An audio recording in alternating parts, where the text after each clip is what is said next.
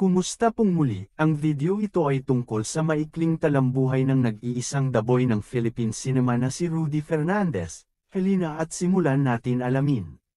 Si Rudy Fernandez ay ipinanganak noong 3 ng Marso taong 1952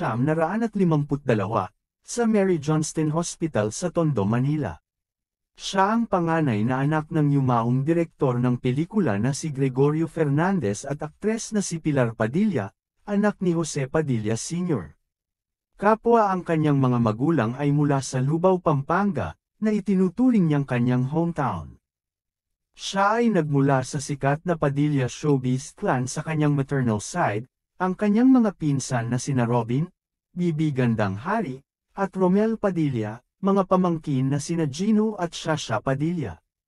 Nagkaroon siya ng isang anak na si Mark Anthony Fernandez sa dati niyang partner na si Alma Moreno at dalawang anak na lalaki sina Rafael Fernandez at Renz Fernandez sa kanyang asawa na si Lorna Tolentino. Ginawa niya ang kanyang debut sa pelikula sa edad na 3, na lumabas sa Luksang Tagumpay, 1956, na idinirehe ng kanyang ama. Lumabas din siya sa isa pang pelikula ng kanyang ama, si Emily, 1960. Sinimulan ni Fernandez ang kanyang aktibong karera sa pelikula habang nag-aaral sa Universidad ng Santo Tomas, nang pumirma siya sa isang kontrata ng Sampaguita Pictures noong 1970. Una siyang na-feature ng Sampaguita Pictures sa For Your Mama, 1970, pagkatapos ay pinagsama sila ni Connie Angeles sa Sweet Matutina, 1970. Ginugol ni Fernandez ang mga sumunod na taon sa teenage parts hanggang sa gumawa siya ng kanyang tagumpay bilang action star sa Baby Ama, 1976. Ang kanyang kakayahang umangkop bilang isang action star ay higit na pinahusay sa box office success ng Ang Leon ng Tigre at Ang Alamid 1979. Simula kay Baby Ama, isang biopic ng isang kilalang Pilipinong kriminal, dalubhasa si Rudy Fernandez sa pagpapakita ng mga tunay na karakter. Isa sa kanyang kilalang action films ay ang Markang Bungo, isang pelikulang hangos sa totoong kwento, kung saan ginampanan niya ang kilalang Baguio police officer na si Bobby Ortega, ay ipinalabas noong 1992. Mula sa pelikulang ito ay lumabas ang signature line ni Fernandez, "Walang personalan, trabaho lang." Iligpit si Bobby Ortega, Markang Bungo 2, isang sequel na inilabas noong 1995. Bukod sa pagganap bilang isang tunay na pulis, siya ay gumanap sa mga pangunahing papel para sa biopics ng mga Pilipinong politiko na sina Alfredo Lim, Vincent Crisologo, at Ping Lacson. Sa pelikulang Lagalag, The Eddie Fernandez Story, gumanap siya bilang Eddie Fernandez, isang artista noong dekada 70, ama ni Pops Fernandez.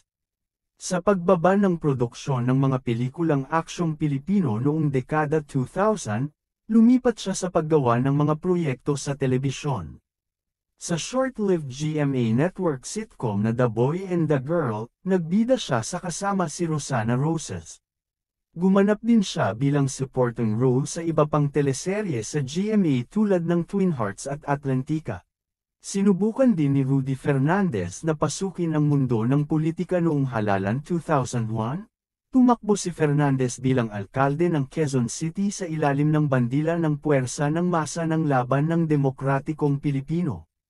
Bagamat nakuha niya ang karamihan sa mga boto sa District 2 kung saan ang mga botante ay karamihan ay binubuo ng mga indigent citizens, natalo siya sa natitirang 3 distrito at natalo ni Noy House Speaker Sonny Belmonte.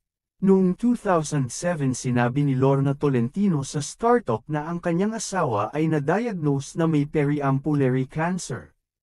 Ipinagdiwang ni Fernandez ang kanyang ika-25 anibersaryo ng kasal kasama si Lorna Tolentino noong ika-1 ng Hunyo taong 2008. Nagkaroon siya ng seizure pagkaraan ng 3 araw noong ika-4 ng Hunyo, ngunit tumanggi siyang dalhin pabalik sa Cardinal Santos Memorial Center sa San Juan.